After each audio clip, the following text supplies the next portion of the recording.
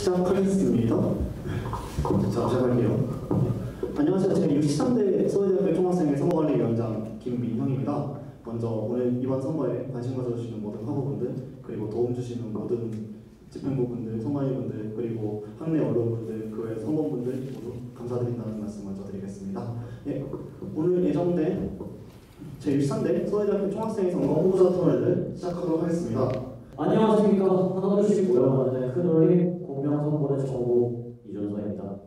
여러분, 이 자리는 공명선거의 가능성을 보여드리는 자리입니다. 선거공약 부분에 있어 많은 분들이 신선하다고 느끼실 수 있는 공약들이 많습니다. 실현 가능성에 대해 의문을 품으시는 것은 어찌 보면 당연합니다. 그러나 새롭다고 해서 미비한 것이 아니며 오래된 것이라 해서 완전한 것은 아닙니다. 속잎이 자라나면 겉잎은 젖혀집니다.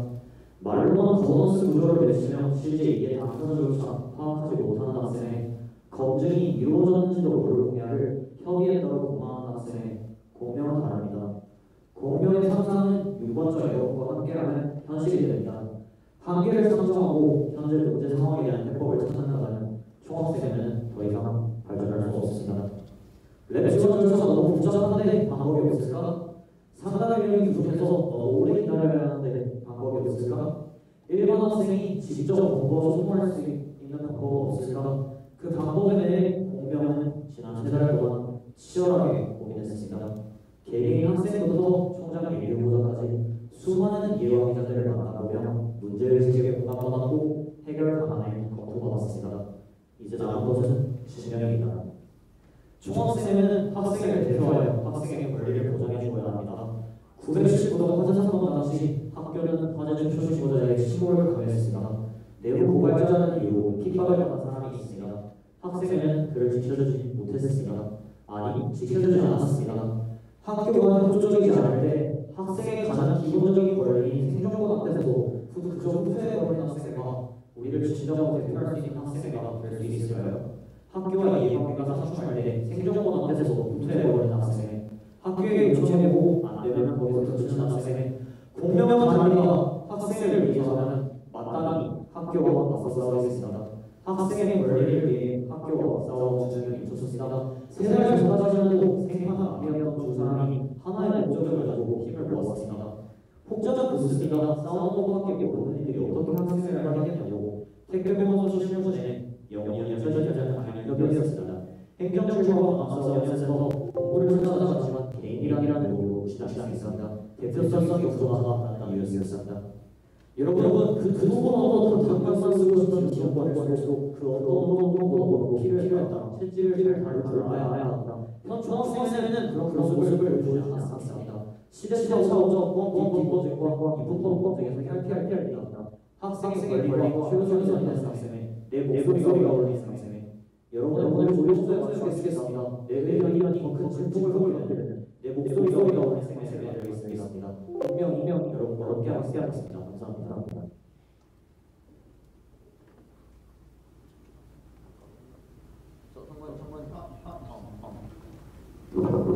예, 발언 잘 들었습니다. 다음 정원 정보에 보겠습니다. 안녕하십니까. 제63대 서울대학교 총학생회 선거노동부 함께 발표 시간 정오의 정보 조재입니다. 총학생회 장단은 학생사회가 나아가야 방향성을 제시하고 설득해 나가야 합니다. 학생들의 권익 개방과 보호를 위해 학생사회의 발전을 위해 가치와 비전으로 설득해 나가야 합니다. 선거운동 정모는 선거 단계에서부터 많은 사람들을 만나며 불편함을 듣고 정오의 가치에 대해 설득했습니다. 대부분의 사람들이 처음 보는 사람들이었던 만큼 쉽지 않은 일이었습니다. 처음에는 만나는 것조차 부담스러워하는 사람들도 있었습니다. 이처럼 설득 어려운 일입니다. 그러나 그것은 총학생회 회장이라면 반드시 해야 하는 일입니다. 반드시 필요한 일입니다. 어렵다고 회피해서는 안 되고 내가 하지 못했다고 인맥이라는 등 비하해서는 안 됩니다. 어렵더라도 가야 합니다. 그것이 총학생회의 역할이자 책임입니다. 정오는 부족함을 핑계대지 않겠습니다. 부족함이 있다면 인정하고 이를 채워나가는 총학생회가 될 것입니다. 기존 학생회의 모든 논의와 가치의 공유를 인맥이라는 단어 하나로 부정하고 무능력함과 의지의 부족에 대한 변명으로 삼지 않을 것입니다. 검색만 해도 알 수 있는 내용을 대학신문만 찾아봐도 알 수 있는 학내 주요 의제에 대한 질의를 공지가 안 돼서 몰랐다는 말로 일축하지 않겠습니다. 빈틈없는 총학생회가 되겠습니다. 사람이 새로워야 학생회가 새로운 것이 아닙니다. 무엇이 부족했고 무엇이 변화해야 하는지를 명확하게 아는 그런 총학생회가 필요한 것입니다. 정호는 누구보다 총학생회에 대한 이해도가 높습니다. 그렇기에 무엇을 이어가야 하며 무엇을 개선해 나가야 하는지 누구보다 잘 알고 있습니다. 정호는 변화하겠다는 약속을, 더욱 나아가겠다는 그 약속을 누구보다도 전문성 있게 지켜낼 수 있습니다. 새로움 뒤에 숨어서 총학생의 미숙함을 변화를 위한 성장통 정도로 포장해서는 안 됩니다. 정호는 적응 기간을 핑계로 학우분들의 일상에 공백을 만들지 않을 것입니다. 저는 학생회에 오랜 기간 몸담아 왔습니다. 저는 누구보다도 학생사회를 사랑합니다. 누구보다 이 학생사회가 더욱 밝은 곳으로 나아갔으면 합니다. 그렇기에 저는 총학생회장에 출마했습니다. 어느덧 선거운동 기간이 끝나갑니다. 선거운동 기간 동안 학우분들께 정호의 가치와 정호가 그리는 학생사회, 정호가 만들어간 공약들에 대해서 알리고 설득하기 위해 노력해왔습니다. 이러한 정호의 노력이 학우분들께 닿기를 기대합니다. 오늘 이 토론의 자리가 정호의 가치에 대해서 보여주고 정호의 능력과 비전에 대해서 학우분들께서 확인하실 수 있는 그런 시간이 되기를 바랍니다. 감사합니다. 발언 잘 들었습니다. 다음 발언자는 공명의 부호고 정영학원님 발언하겠습니다. 공명의 부호고 자연과학부 정영훈입니다. 저는 산을 타고 물에 들어가 물고기나 잡던 919동 체력단련실의 근로장학생이었습니다. 그런데 지난 1월 919동 불이 나더군요. 화재 사건 때 학생단체들은 대체 무엇을 했던가요? 기숙사생들의 복지를 위해 존재한다는 관학사자치회는 행정실 눈치 본다고 찍소리하지 않았습니다. 학내 언론사는 학생이 아닌 학교의 편에서 기사를 썼습니다. 당선되면 도와주겠다며 투표를 독려하던 당시 총학생회는 당선되자마자 등을 돌렸습니다. 행정실은 말했습니다. 조용히 있으면 포상을 주겠다. 관악사에서 자고 있던 수많은 사람들을 걱정하며 연기구덩이에 뛰어들었지만 돌아온 것은 침묵의 강요와 보복이었습니다. 얼마나 많은 사건들이, 얼마나 많은 피해자들이 이렇게 묻혀갔을까요? 침묵할 수도 있었지만 스스로에게 부끄러워지고 싶지 않았습니다. 그래서 아무것도 모르던 제가 1월부터 10월까지 국정감사를 준비했습니다. 화재에서 시작했지만 회계, 행정, 용역계약, 나아가 학생사회까지 처음 접하는 온갖 분야에 대한 서류를 읽고 저보다 그 분야를 잘 아는 사람들을 찾아다녔습니다. 그러면서 소위 말하는 학생 중심 학교 거버넌스가 전혀 작동하지 못하고 있음을 깨달았습니다. 이건 정상적인 학교의 모습이 아니었습니다. 국감은 결국 실패했습니다. 저도 같이 준비하던 의원실도 모두 힘이 없었습니다. 저와는 관련이 없다고 생각했던 학생사회에 발을 들인 이유는 하나입니다. 답답했습니다. 이런 비정상적인 학교가 소위 한국 최고 대학이라 일컬어지는 것이, 그리고 내 친구, 선후배, 가족들이 이런 학교를 다닌다는 것이 힘이 없다고 개인이라고 들어주지 않는 학교와 학생사회가요. 학교에 또 학생사회에 새 그림을 그리고 싶습니다. 제가 선거를 준비하면서 가장 많이 들은 말입니다. 네가 학생회를 알아? 학생회도 안 해봤는데 일은 할 수 있어? 그러나 학생회는 해본 사람만 할 수 있다는 고정관념, 해보지 않았다면 그 작동 방식을 모를 거라는 근거 없는 편견, 학생회를 했기에 학교에 더 잘 안다는 주장에 저는 결코 동의할 수 없습니다. 공명은 이 틀을, 고정관념을 반드시 깨고 싶습니다. 먼저 불가능하다고 미리 단언하고 포기해버린다면 세상은 바뀌지 않습니다. 공명은 저희만의 방식으로 문제를 해결해 보겠습니다. 이게 있었으면 좋겠다 하면서 막연하게 오가던 바람들을 양지의 담론으로 전환시켜서 이게 될까를 이게 되네로 바꿔놓겠습니다. 실속 없는 빈수레는 요란합니다. 공명은 정치에 눈 돌리지 않고 묵묵하게 실속을 치열하게 고민한 흔적을 그리고 그것의 실현을 보여드리겠습니다. 공명했습니다. 감사합니다. 네, 발언 잘 들었습니다. 마지막으로 모두 발언 해주실 분은 정호선번의 부후보 박용희님이십니다.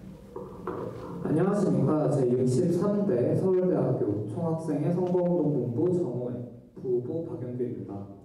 어느덧 2주간의 선거운동도 막바지에 접어들고 있습니다. 정책자료집과 리플렛을 통해 또 유세, 언론 인터뷰, 정책 간담회 등을 통해 선본 정호를 하고 여러분께 소개드릴 수 있는 시간이었습니다. 오늘 후보자 토론회를 통해서도 정호가 그리는 학생회를 하고 여러분께 소개드리고 왜 정호여야 하는지 말씀드리고자 합니다. 아마추어리즘에 기반한 학생회는 하고 여러분의 권익 향상을 위한 실질적인 문제 해결을 이룰 수 없습니다. 프로와 아마추어의 차이는 설정한 목표를 얼마나 정확하게 달성하냐에 있습니다. 이와 같은 차이는 오랜 기간의 숙련과 수많은 경험에서 도출됩니다.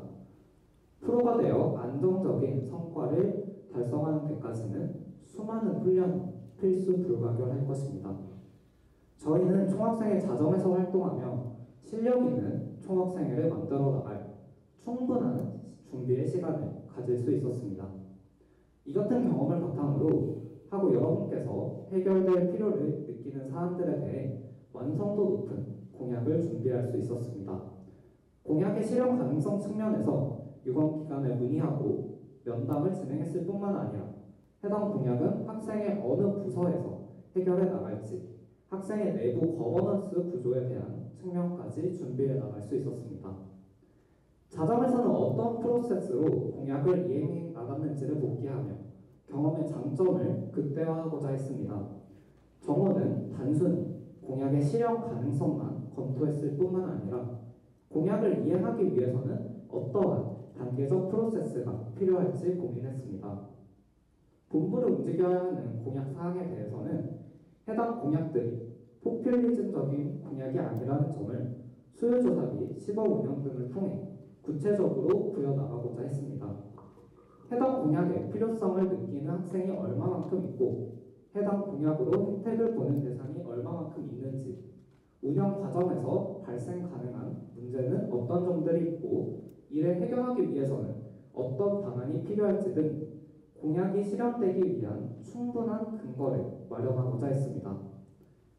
선택의 상황에서 가장 강력한 판단의 근거는 판단의 대상이 어떤 길을 걸어왔는지일 것입니다. 책임 있는 자리에서 어떤 역할을 했는지 또한 어떤 방식으로 일해왔고 어떤 성과를 내었는지가 판단의 준거가 될 것입니다. 오늘 후보자 토론이 하고 여러분의 선택에 충분한 근거를 마련하는 장으로 역할하길 바랍니다. 감사합니다. 이상으로 양선본 모든 후보에 모두 발언 들어봤습니다. 이제 자유토론 시작할 건데요. 4년 만이죠? 토론을 시작하는 게. 1번하고 2번 주제는 그 4년 전에 토론했던 주제랑 거의 유사합니다. 혹시 그때를 기억하시는 분들이 지금 많이 계시지 않겠지만 또 그때와는 분위기가 어떻게 바뀌었을지 논의가 어떻게 바뀌었을지 봐주시면 감사하겠습니다. 네. 첫 번째 주제입니다. 여기는 간략하게 적어만 뒀는데요. 이제 전체 문장을 얘기하는 현재 학생사회 내부 상황에 대해 진단하고 이를 근거로 방향성을 제시해 주세요입니다. 첫 주제의 발제는 먼저 공명선본이 하도록 하겠습니다. 네.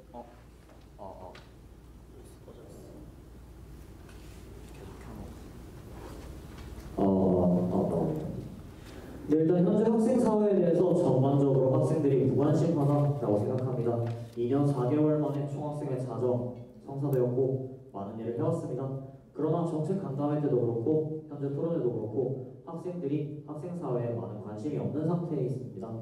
이 무관심이 어디에서 기인했는가 고민해 보았습니다. 첫 번째는 총학생회와 일반 학생들 사이의 거리감에서 왔다고 생각합니다.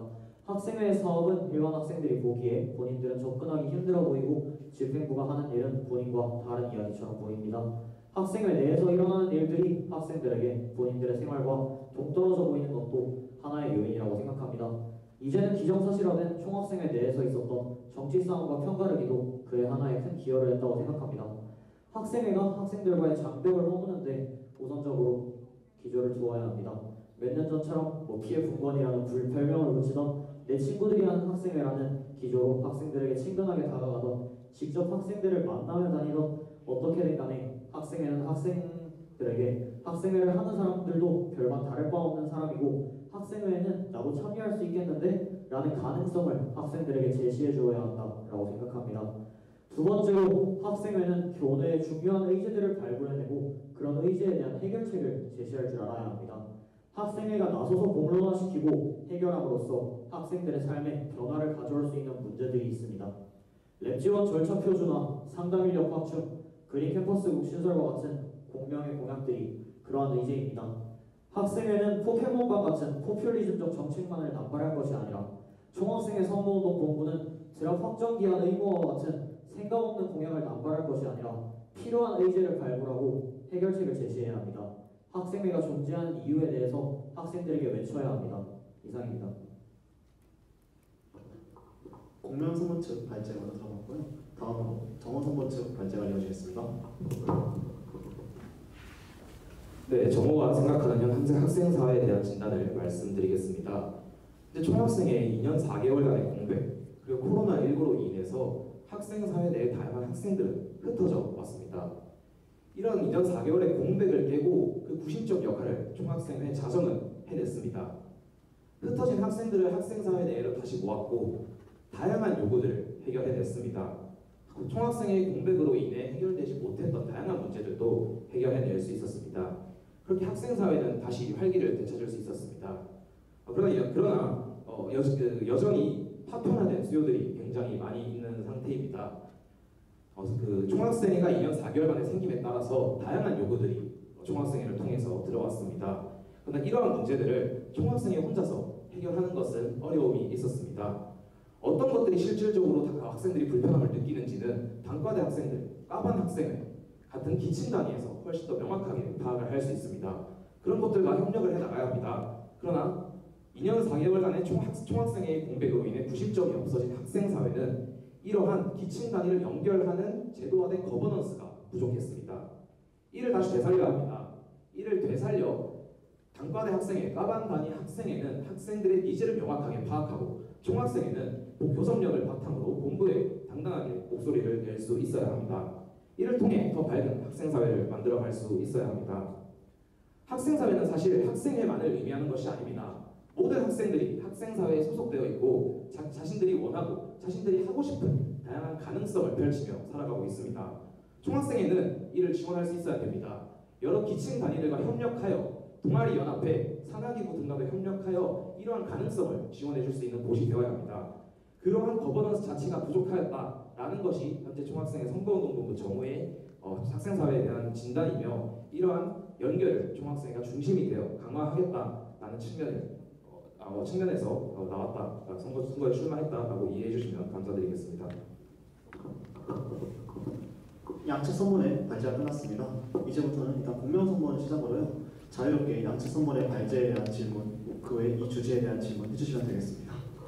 네, 공명선본 측에서 질문 드리겠습니다. 기층 단위를 연결하는 거버넌스를 되살려야 한다라고 발언하셨습니다.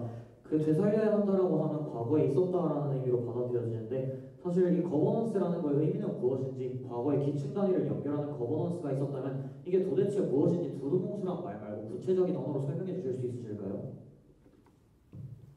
네, 과거에 저희 공약에서도 많이 나와 있습니다. 과거에는 이제 총학생회와 단과대 학생회, 과반 단위 학생회가 모여서 함께 토론하는 일들이 많았습니다. 전체 학생 대표자 회의가 아니더라도 단과대 운영위원회를 통한 순회, 개강총회에 대한 순회를 통해서 총학생회가 기층 단위를 의견을 수렴하는 일들이 굉장히 많았고요. 그 이외에도 과거 총학생회에서는 총학생회 집행위원회 내에서 단과대 사업을 도와주기 위한 집행국을 신설한 적도 있습니다. 이러한 것들이 다시 진행이 되어야 한다고 생각을 하고요. 이제 그런 측면에서 과거의 것들에 어느 정도 이어가는 것도 필요하지만 그런 것들을 개선해 나가는 것을 중심으로 저희는 논의를 해서 그런 거버넌스를 공약을 통해서 구체화시켰다는 말씀드리고 그 부분을 한번 확인해 보시면 될 것 같습니다. 이 질문에 이화선 씨 받으면 계속 하셔도 됩니다. 네, 일단 말씀하신 게 기층 단위로 뭐 흩어져 있는 기층 단위를 연결하겠다라고 발언하시면서 전업 때뿐만이 아니라 뭐 단원위에 참가를 하겠다, 개강총회에 참가를 하겠다, 집행위원회 내에서 국을 신설하겠다라고 발언을 해주셨는데 사실 해당 내용 같은 경우에는 현재 중앙집행위원장으로 계신 자정에서도 충분히 할 수 있었던 것으로 들립니다. 왜 이번 총학생회 내에서 하지 못했는지가 첫 번째 질문이고요. 그리고 아까 두 후보님 모두 강조하시고 방금도 말씀하셨는데 대체 거버넌스가 뭔가요? 이거에 대해서 답변해 주시면 감사하겠습니다. 우선 첫 번째 질문에 대해서 제가 먼저 답변드리겠습니다. 우선 뭐 저희도 나름대로의 굉장히 많은 노력을 했습니다. 단과대 운영위원회 순환을 위한 그 안건 발제까지 준비를 했습니다. 물론 뭐 좀 교개혁 관련해서 교육 관련 의제를 준비하기 위해서 해당 안건 발제를 준비하였으나 이제 교개혁 일정 등으로 인해서 진행하지 못한 측면이 있습니다. 나름의 노력은 했다라는 측면 이해해 주시면 좋을 것 같고요. 그리고 제가 예전에 중앙집행위원회 할 때도 비슷한 생각을 가지고 있었습니다. 집행의 측면에서 다양한 국이나 다양한 단과대, 기층 단위들과 협력을 해나가야 된다는 생각이 있어서 크게 두 가지 사업에서 그런 측면을 진행했습니다. 뭐 사업뿐만 아니라 그런 협의체를 만들기 위한 노력을 계속 해왔는데 첫 번째로는 연관 캠퍼스와의 협의를 강화했습니다. 사실 총학생회와 연관 캠퍼스는 기존에 좀 분리되어 있는 측면이 강했습니다. 제가 연관 캠퍼스에 있는 현재 활동하고 있는 의과대학, 간호대학 학생회장 분들과 지속적으로 협의를 이어나갔습니다. 이를 통해서 뭐 레드불 사업 같은 경우에도 연관 캠퍼스에 진행하기 위해서 협의를 진행해 나갔고요. 이제 공명측 공약에도 있는 내용인데 융합관 CU 24시간을 위한 협의도 지속적으로 이어나갔습니다. 이 대응 과정에서 저는 뭐 생협을 담당을 하고 의과대학, 간호대학은 각 학장단을 담당하는 방식으로 충분히 협력을 해 나갔고요. 이 외에도 저희가 이제 그 과거 자정에서 공동 공약으로 냈던 밤길 환경 개선이라는 사업이 있었습니다. 이 사업을 원활하게 진행하기 위해서는 다른 단과대들의 협조들이 필요하다고 저희는 생각을 해서 모든 단과대 학생의 협조 요청을 보냈습니다. 이제 그런 측면에서 노력을 했는데 어쨌든 그 당시 정 후보님께서 사회대 연석회의 의장이셨는데 집행부가 없다라는 이유로 일단 거절하셨던 것으로 알고 있고 이런 지점에서 사실 단과대의 협조도 굉장히 중요하고 단과대가 그 가치에 동의할 수 있도록 설득하는 것이 중요합니다. 근데 자정은 어쨌든 그 4월에 당선됐던 만큼 그러한 협의를 그리고 설득을 해나가는 과정을 진행하기에 어려움이 있었던 것은 사실입니다. 그래서 저희는 말씀드렸다시피 선거운동 본부 단계에서부터 그런 설득을 진행하는 것이 필요하다고 생각을 해서 다양한 단과대 선거운동 본부를 만나왔다. 그리고 그러한 측면에서 많은 분들의 동의를 얻어냈기 때문에 당선 후에는 이러한 협력, 제가 사업에 한해서 단발적으로 진행해왔던 협력의 기제 자체가 하나의 학생사회 그리고 총학생회와 단과대 학생회 사이의 기제로서 자리할 수 있을 것이다 라고 말씀드릴 수 있을 것 같습니다. 네, 그리고 거버넌스에 대해서 질문해 주셔서 이에 대해 답변드리자면 저희가 이제 말하는 거버넌스는 학생의 체계를 어떻게 잡아나갈지에 대한 부분입니다. 총학생회가 다뤄야 하는 의제의 범위는 굉장히 넓습니다. 그러나 이 조직이 효율적으로 움직이지 않는다면 뭔가 사업들이 유기적으로 이루어지기 굉장히 어려울 것입니다. 그래서 저희는 총학생회의 비효율적인 부분들을 최소화하고 학생회가 유기적이고 체계적으로 움직일 수 있는 거버넌스를 말씀드렸던 거고요. 그래서 이런 것들을 위해서 국을 어떻게 구성할지, 그래서 그 국에서는 어떤 사업을 진행할지 이런 지점들에 대해 고민했다는 점 말씀드립니다. 또한 그리고 저희가 생각하는 이 거버넌스의 구조는 단순히 학생회 내부, 총학생회 내부의 거버넌스뿐만 아니라 그 단과대와 과반 단위와의 관계도 어떻게 이룰지에 대한 부분도 있습니다. 그래서 단과대와 지금 총학 그리고 과반 단위의 지금 소통이 일정 부분 부족한 부분이 있는데 저희는 단과대나 과반이 자기들이 경험하는 문제의식에 대해서는 충분히 문제의식을 가지고 있지만 또 교섭력의 측면에서는 본부하고 충분한 교섭을 이루기 어렵다는 점에서 총학은 본부와 혹은 다른 학교의 기관과 교섭을 할 수 있는 교섭력을 제공하고 각 단과대와 과반 단위에서는 자기들이 느끼는 그런 불편한 지점들을 이야기함으로써 이런 것들이 총체적으로 유기적으로 연결될 수 있는 지점들을 이제 만들어 나가고자 했습니다. 오히려 거꾸로 묻고 싶습니다. 저희는 공명이 생각하는 거버넌스 구조에 대해서 궁금한 지점이 있는데요. 공명은 비학생의 학생의 사업을 참여하겠다, 보장하겠다 이제 말씀을 해주셨는데 사실 또 그린 캠퍼스국이나 이런 내용들을 보면 또 일정 부분 정기적으로 운영되는 국도 있는 것으로 보입니다. 그래서 이게 그 사업마다 그때그때 학생들이 와서 사업을 참여하는 형태로 학생회를 운영하시겠다는 건지 아니면 중직원들이나 집행부원들을 뽑아서 지속적으로 사업을 운영하는 그런 국외 형태로 학생회를 운영하실 것인지 그에 대해서 거버넌스 구조가 너무 불명확하다라고 생각합니다. 공명 답변 드리겠습니다. 먼저 공명은 거버넌스에 대해 서로 다른 이해관계자가 공동의 목적을 달성하기 위한 협의체라고 생각을 합니다. 이게 정어에서 말씀하시는 이 거버넌스라는 그냥 단지 협조와 협력의 의미만 지니는 것 같습니다. 그렇다면 굳이 거버넌스라는 두루뭉실한 단어가 아니라 단지 협조와 강요하겠다, 협력체를 만들겠다라고 하면 되지, 거버넌스에서 가장 중요한 지점이 서로 다른 이해관계자라는 지점인 것 같습니다. 그렇기 때문에 공명은 말씀드립니다. 서로 다른 이해관계자들, 예를 들어 비학생의 학우와 학우들은 이해관계가 다를 수 있습니다. 환경 문제에 대해서 환경동아리연합회와 일반 학우와 본부와 학생회는 다 이해관계가 다를 수 있습니다. 그렇기 때문에 비학생의 학우들의 사업 참여를 보장해서 서로 다른 생각을 가진 사람들이 말을 할 수 있는, 소통을 할 수 있다는 창구를 만드는 것이 그 공명의 목적이며 그것이 진정한 거버넌스라고 생각을 하고 있습니다. 네, 이해관계가 다를 수 있다고 말씀해 주셨는데요. 기본적으로 학생회는 어떤 외부의 사람들이 들어와서 하는 것이 아니라 학생들이 들어가서 학생들을 운영하는 게 학생회라는 조직이라고 생각합니다. 그럼 그것이 왜 학생들의 이해관계와 배치되는지 모르겠고 구체적인 부분에서 어떠한 그 이해관계가 달라서 학생회와 학생들이 괴리되는지 말씀해 주시면 감사하겠습니다. 네, 일단 말씀하신 거에 대해서 제대로 된 답변이 안 된 것 같아서 제가 마이크를 잡았는데 부모님께서 먼저 말씀을 하시더라고요. 그래서 일단 이어서 질문 하나만 드리고 넘어가겠습니다.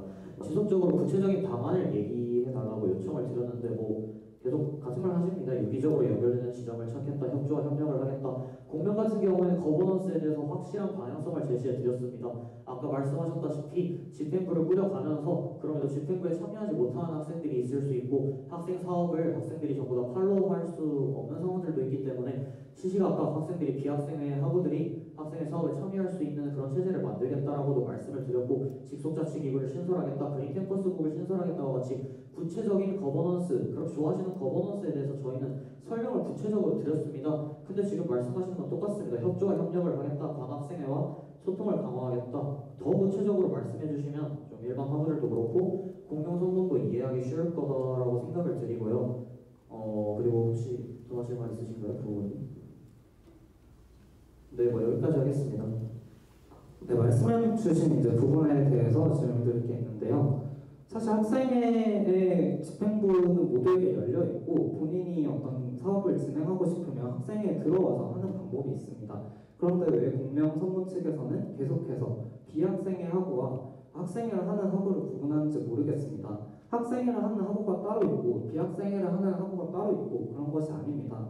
누구든지 언제든 정책을 집행하고 시행하는 데 참여하고 싶으면 학생회에 들어오면 됩니다. 근데 이런 지점에 있어서 공명은 어떤 지점에 문제가 있다고 생각하기 때문에 그렇게 계속 비학생회와 학생회를 구분짓는지 궁금합니다. 일단 아까 말씀드렸다시피 그리고 구분하신 게 학생회를 하는 학우랑 학생회를 하지 않는 학우가 구분되지 않는다라고 했는데 사실 이거는 명백하다고 생각합니다. 학생회를 하는 학우는 현재 체제 내에서 집행부원이고요. 하지 않는 학우는 집행부원이 아닐 것입니다. 그리고 학생회는 학생회가 약속한 사업만 진행하는 것이 아닙니다. 시시각각 변화하는 상황에 맞춰서 TF를 만들어야 할 때도 있고요. 그리고 학생회가 아까 말씀드렸다시피 학생회 전체 사업을 팔로우업하기 어렵기 때문에 뭔가 집행부 이번 학기 너무 바쁠 것 같아서 하기 힘들 것 같은데 지금 학생회에서 진행하고 있는 사업 같은 경우에는 내가 참여해서 되게 잘 참여할 수 있겠다 그런 생각이 들면 집행부가 아니더라도 비학생회하고가 참여할 수 있는 제도를 만들겠다라는 뜻입니다. 그렇게 받아들여 주시면 감사할 것 같습니다. 네, 일단 저희 거버넌스에 대해서 구체적으로 다 말씀드렸고 이미 공약으로도 구체화되어 있다고 말씀드렸습니다. 왜 이해하고 왜 이해하지 못하시는지 저희도 그걸 이해할 수가 없고요. 두 번째로는 이제 계속 말씀하시는 비학생회 사업 참여 같은 경우에는 조금 더 구체적인 지점을 일단 듣고 싶은 게 그럼 모든 사업에 대해서 하는 것은 아니라고 이제 판단이 되는데 어떤 기준으로 그러면 사업을 어떤 기준으로 어떤 사업에 대해서 비학생의 학우들이 참여할 수 있도록 하는 것인지 일단 궁금합니다. 이걸 여쭤보는 이유는 사실 저희도 저희도 이제 그 사업 아까 얘기하셨는데 사업은 중앙집행위원회 내에서 사업을 추가적으로 진행하는 경우도 충분히 있고요. 그리고 어떤 사업을 전체적으로 이건 같이 해보면 좋을 것 같다 싶은 사업들은 TF로 공개 모집을 하기도 하고 특유의 형태로 대중 모집을 진행하기도 합니다. 가장 대표적인 형태로 자정에서는 호내기 제대로 놀이터 준비위원회 대중 모집 진행하였습니다. 이런 식으로 뭔가 특정 사업에 대해서 모집을 하는 거라면 사실 저희가 했던 방향과 공명이 추구하는 방향이 뭐가 다른지도 저희는 정확히 이해할 수가 없습니다. 조금 더 자세하게 설명해 주시면 좋을 것 같습니다. 일단 분명히 말씀드렸던 비학생회하고의 학생회 참여 같은 경우에는 일종의 의지의 표명이라고도 첫 번째 받아들여 주시면 감사할 것 같습니다. 비학생회 하부가 학생회에 참여할 수 있다는 효능감을 제공하는 공약명 자체만으로도 학생들에게 그런 가능성이 열려 있다는 것을 제시했다는 것만으로도 의미가 있다고 생각하고 실제로 저희는 실행에 나갈 예정이고요. 두 번째로 이제 사업이 어떤 경우에 따라서 비학생회하고는 참여가 가능하고 어떤 경우는 불가능하다 같은 경우에는 저희가 아직 임기를 시작하지 않아서 뭔가 칼로 딱 그어서 그거를 나눌 수 없다고 생각합니다. 일단 비학생회 하고가 학생회 사업 참여의 예시를 물어보셨는데 제가 사회대 학생회 활동을 하면서 푸른나무 서포터즈라는 봉사단체에서 제가 팀장으로 일했던 적이 있습니다. 해당 내용 같은 경우에는 사회대 학생회에서 진행하기로 했지만 인력도 그렇고 굉장히 많은 면에서 비학생회 학우들로 참여를 하면 양측 모두가 보는 혜택이 있을 거라고 생각해서 학우들의 참여를 보장을 했고요. 이런 경우에는 특히 학생들이 많을수록 학생과 학생회 그리고 관계된 이해 당사자들이 모두 이익을 볼 수 있다고 생각할 때 그런 경우에 항상 진행할 수 있을 것이라고 생각됩니다. 딱히 칼로 뭔가 자르듯이 명확한 기준은 없다. 그러나 최대한 많은 사업에 대해서 학생들이 효능감을 느낄 수 있도록 참여를 보장하겠다. 그리고 이 사업 자체는 의지의 표명이다 라고 봐주시면 될 것 같고 네, 추가로 사실 이것은 되게 현실화하기 가장 쉽습니다. 그냥 오고 싶으면 언제든지 연락해라. 의견이 있으면 언제든지 연락해라. 소통 창구만 열어두면 됩니다. 예를 들어 아까 말씀하신 구체적인 예시를 들어달랬는데 누구는 체육시설에 대해서 정말 잘 알고 있지만 누구는 교통에 대해서 그 사람은 교통에 대해서 전혀 관심이 없을 수 있습니다. 누구 학교에서 체육시설을 개선해 준다고 한다면 자기는 적극적으로 나설 의사가 있지만 별로 교통에 대해서는 열심히 하고 싶지 않습니다. 그럴 경우 체육 사업만 진행할 수 있게 그냥 체육 이런 식으로 개선해 줬으면 좋겠습니다. 이런 식으로 제가 개선하고 싶습니다. 라고 의견을 그냥 수용을 해가지고 그럼 같이 오십시오. 같이 해나갑시다. 라고 하면 사실 굳이 어려운 일이라고 생각되지는 않습니다. 저는 효능감의 측면에서 질문드리고 싶은 점이 있습니다. 저는 이 효능감의 측면이 직접 사업 집행에 참여함으로써 얻는 효능감이 있다고 생각을 하고 또 본인이 학교를 다니면서 해결됐으면 하는 문제가 정말로 해결될 때 느끼는 효능감이 있다고 생각합니다. 저희 정우는 본인이 직접 사업 집행을 참여해서 어떤 효능감을 얻고 싶으면 중앙집행위원회에 들어와서 중직원으로 활동하면서 사업을 진행해 나감으로써 그 효능감을 달성할 수 있다고 생각합니다. 또한 해결됐으면 하는 문제가 있으면 그런 부분들을 총학생회가 잘 반영해서 문제를 해결될 때 그 효능감의 달성은 충분히 이끌 수 있다고 생각합니다. 지난 총학생회 자정은 역대 어떤 총학생회보다 설문조사, 그리고 수요조사, 또 시범 운영 등을 많이 한 총학생회였습니다. 학생들이 전달해준 정보를 바탕으로 교육 개선 환경 협의회, 그리고 세명과의 면담, 학사과의 면담 등을 진행했습니다. 그런데 국면에서는 계속해서 학생은 배제된 채 학생의 소수의 의견이 전체의 의견이 되는 학생사회라는 말을 쓰셔오셨습니다. 그런데 이제 교개학 준비 전에 학생 전체를 대상으로 한 교육환경 총조사까지 진행했는데 이런 지점이 학생의 목소리를 배제한 것인지 어떤 지점에서 그렇게 생각하셨는지 저희는 이해하기가 어렵습니다. 일단 말씀하셨던 것처럼 설문조사를 하셨다, 시범 운영을 하셨다라고 하는데 설문조사 띡하면 학생들의 전체 의견이 대표가 되나요? 저는 잘 모르겠습니다. 그리고 중앙집행위원회 지원하면 된다라고 자꾸 말씀하시는데 저희가 그에 대해서는 명확히 말씀드린 바 있습니다. 학기 중에 사정으로 인해서 중앙집행 부원으로 지원을 못하는 경우도 있고요. 그런 상황에 있어서 중직원은 지원을 하지 못하면 학생회의 모든 사업에서 배제되는 그런 경우는 옳지 않다고 생각해서 비학생회하고의 학생회 사업 참여 보장이라는 공약을 냈다는 점 역시도 이해해 주시면 감사하겠습니다. 또한 사업 집행의 효능감을 말씀하셨는데 그것은 한 러닝 플랜에 따라가면서 하는 것이 아닌 부분으로 자기가 원하는 사업만에 참여함으로써 똑같이 활동함으로 효능감은 얻을 수 있을 것이라 생각됩니다. 그것이 굳이 전체가 되어야 하는가 부분에 원하는 것만 되어야 하는가 이 차이일 뿐이고 결국 똑같다고 생각됩니다. 네, 우선 아까도 저희도 말씀드렸지만 이제 저희 중앙집행위원회에 대해서 일단 활동을 할 수 있다는 측면이 있지만 그 외에도 다양한 경로를 통해서 뭐 특이나 TF를 통해서 충분히 할 수 있다는 말씀드렸습니다. 현재에도 많이 진행을 하고 있고 과거에도 많이 진행을 해왔던 방식입니다. 그냥 그래서 저희는 솔직히 말해서 이제 공명이 말씀하시는 비학생의 학구의 사업 참여 보장이 정말 구체적인 기준 혹은 모든 사업들을 다 그런 방식으로 진행한다라고 처음에 이해했습니다. 그런 방식이라면 굉장히 그것이 좋냐 나쁘냐를 떠나서 굉장히 참신하다라는 생각을 했습니다. 그러나 이것에 대한 기준이 명확하지 않다면 말씀해주신 것처럼 그저 정치적 수사에 지나지 않는다고 저희는 생각을 하고요. 왜냐하면 그것은 이미 진행을 많이 해왔던 부분입니다. 그것을 더 확대하느냐, 어떤 사업에 대해서 하느냐, 그것은 그저 학생의 기조의 문제입니다.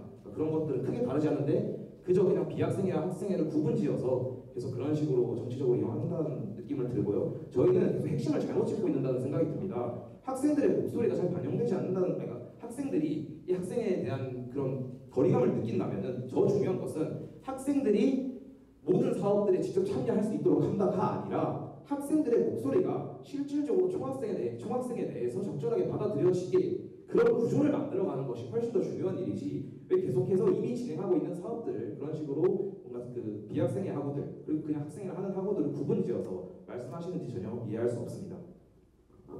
잠시 제가 중재를 해도 될까요? 아니 뭐 내용상의 문제는 아니고요. 저희가 오늘 토론에서 다뤄야 될 주제가 좀 많습니다. 일단 자유토론 주제 4개고요. 거기다가 선본마다 주도권 토론 선본당 40분씩 구할 예정이라서요. 물론 첫 번째 주제가 제일 다른 게 많아 보이긴 합니다. 첫 번째 주제가 사실상 학생에 대한 거의 모든 것이죠. 다만 그럼에도 불구하고 시간 관계상 저희가 조금은 시간을 조정할 필요가 있어 보여가지고요. 양선본 앞으로 남은 발언 5분 내로 정해주실 수 있을까요? 네, 알겠습니다. 정원선본도 괜찮아요? 네 알겠습니다. 예? 그러면 그렇게 진행하겠습니다. 저희가 그런 말을 드린 것은 실질적으로 학생의 목소리가 얼마나 반영됐냐, 얼마나 학생들의 목소리를 듣고 있냐 그렇게 거버넌스를 말씀하시면서 정작 학생 동아리나 이런 거에 대해서 이야기를 얼마나 듣고 있냐에 대한 의문에서 나왔습니다. 또한 모든 사업에 대해 학생회를 그렇기 때문에 모든 사업에 대해서 비학생회 하부의 학생회 사업 참여를 저희가 보장하고 하는 것이었습니다. 듣는 게 아니라 직접 의견을 제안해서 자기가 방향을 주도해 나갈 수 있도록. 그렇기 때문에 참여할 수 있는 사람의 제한은 없습니다. 학생회원이 모두에게 열려있듯이 모두가 학생회원이 되듯이 그렇게 참여한 사업에 참여하는 학우도 모두가 되어야 합니다. 사람이 많으면 랜덤으로 뽑으면 됩니다. 누구나 기회는 열려있으니까요.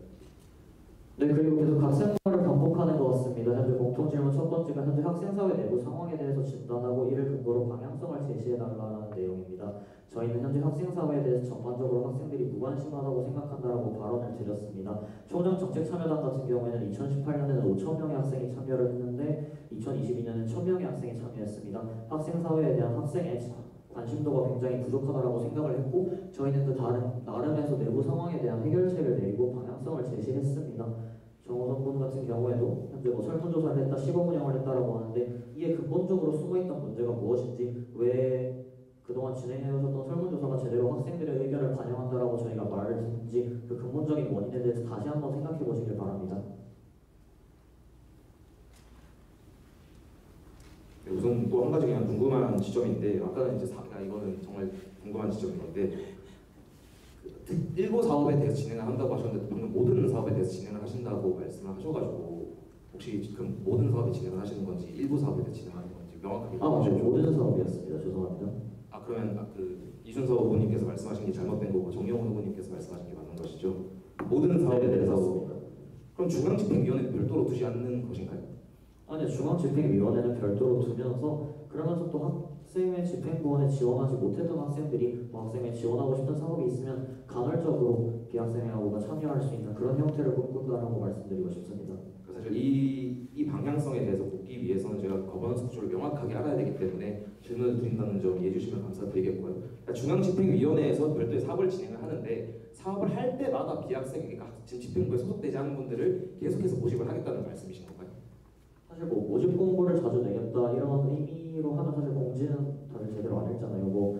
저희가 모든 사업에 대해서 학생회 학우들이 참여할 수 있다 있다는 사실을 오픈을 하고 만약에 학생회에서 진행하는 사업에 대해서 참여를 하고 싶다라고 하면 학생들이 찾아와서 참여하고 싶다라고 하면 그렇게 참여를 보장하는 방향으로 나아가고 싶습니다. 이것은 그렇게 해서 모든 공고를 내는 것보다 우리 이 사업을 할 거다라는 것을 공고를 통해서 그러면 알아서 학생들이 스스로 찾아올 수 있게 될 거라 생각합니다. 기회는 열려 있으니까요. 네. 네, 그 아까 이제 학생사회의 어떤 문제점을 어떻게 진단하고 그 방향성에 대해서 어떻게 해결해 나갈 것인지 이제 말씀해 주셨는데요. 네, 학생사회가 전반적으로 침체되어 있다라고 말씀을 주셨습니다. 물론 이제 학생회라는 집단 자체에 대한 관심은 줄어들었지만 저는 다시 코로나가 끝나면서 학생사회가 다시 살아나고 있고 또 이는 다양한 동아리나 문화 활동들이 이루어지고 있는 것도 이런 학생사회가 다시 살아나고 있다는 방증이라고 볼 수 있을 것 같습니다. 저희는 반드시 꼭 학생회적인 측면만 볼 것이 아니라 학생사회 전반을 봤으면 좋겠습니다. 각자가 각자의 위치에서 자기가 좋아하고 잘하는 것들을 충분히 펼칠 수 있고 학생회가 그러한 지점들을 충분히 서포트하면서 자신들이 원하는 바를 실현할 수 있는 것들을 서포트하는 것이 학생의 역할이라고 생각합니다. 그런 다양성 자체를 추구하면서 학생회는 학생들이 부족하다고 느끼는 지점에 대한 필요를 채워주는 것이 중요하다고 생각하고요. 또 이제 계속해서 설문조사나 이런 지점들에 대해서 굉장히 의견을 좀 폄하해 주셔서 말씀해 주시는 부분이 있는데 사실 설문조사에 굉장히 많은 학우분들이 참여해 주시고요. 교육환경청조사 같은 경우는 또 600명이 넘는 학우들이 참여해 주셨습니다. 또 그렇게 많은 학우들이 참여했을 때 본부나 다른 기관에서도 이런 의견이 충분히 유의미한 의견이라고 생각해서 그런 지점들이 변화로 이어지기도 합니다. 그래서 설문조사를 듣는 게 그게 뭐 단순히 짧은 문항에 대한 뭐 답변뿐만 아니라 이렇게 주관식 답변이나 긴 답변 이런 것들을 충분히 저희가 들을 수 있는 많은 목소리를 짧은 시간 안에 효율적으로 들을 수 있는 그런 충분한 소통 창구다라는 점 말씀드리고 싶습니다. 네, 저희 정원은 교수, 직원, 노동자 등 학내 타 구성원과 협력해 나갈 것임을 말씀드립니다. 대학의 미래를 함께 그리는 주체로 바라볼 것입니다. 그 과정에서 다양한 구성원들과 소통하고 협력해 나갈 것입니다. 그리고 그 목적은 학생들의 권익 보호와 권익 향상에 있습니다. 그럼에도 불구하고 필요할 때는 당당히 목소리를 낼 것입니다. 학생들의 권익 보호를 항상 최우선으로 볼 것입니다. 그러나 이를 위해서 기본적으로는 함께 소통하고 협력하자는 것이 정오의 방향입니다. 저희는 결코 학내 구성원들 간의 갈등이 있어서 학생 입장만을 강경하게 내세우겠다는 것은 아닙니다. 협의를 통해 조정해 나갈 지점은 조정하고 대화를 이어갈 것입니다. 학생의 권익 향상이라는 기본적인 방향 속에서 노동자와 학생사회가 서로 협의하고 갈등을 줄여나갈 때 또 학내 노동과 학내 복지의 문제를 조화롭게 해결할 수 있다고 생각합니다. 또한 본부와의 관계 또한 기본적으로 협력적인 관계를 유지하고자 합니다. 여러 가지 이해관계 사이에서 조정할 필요가 있다고 생각합니다. 그럼에도 불구하고 학생들의 권익이 심하게 훼손되는 경우에는 강력히 대응해 나가는 방식 또한 선택하겠습니다. 네, 다음 발제 시작하면 될까요? 네, 일단 학교 내 사고상황 같은 경우에는 굉장히 많은 당사자가 존재합니다. 교수님들도 계시고요, 학교 본부도 계시고요, 노동조합도 있고 굉장히 많습니다. 뭐든지 간에 학생의 행동의 중심은 학생이 되어야 한다고 생각합니다. 학생을 논의 구조의 중심으로 가져오는 것, 학생의 시선에서 의제를 바라보고 의견을 피력하는 것이 총학생회라고 생각합니다. 2019년 서울대 총학생회가 학내 기계전기 노동자의 파업을 지지한다는 의사를 밝혔습니다. 그러나 파업으로 끊어진 도서관 난간 재개해달라는 요청을 유지하기도 했고요. 쟁의의 장기화를 막고 학생 불편을 최소화하기 위해서 노조와 연대하기로 결정한 것입니다.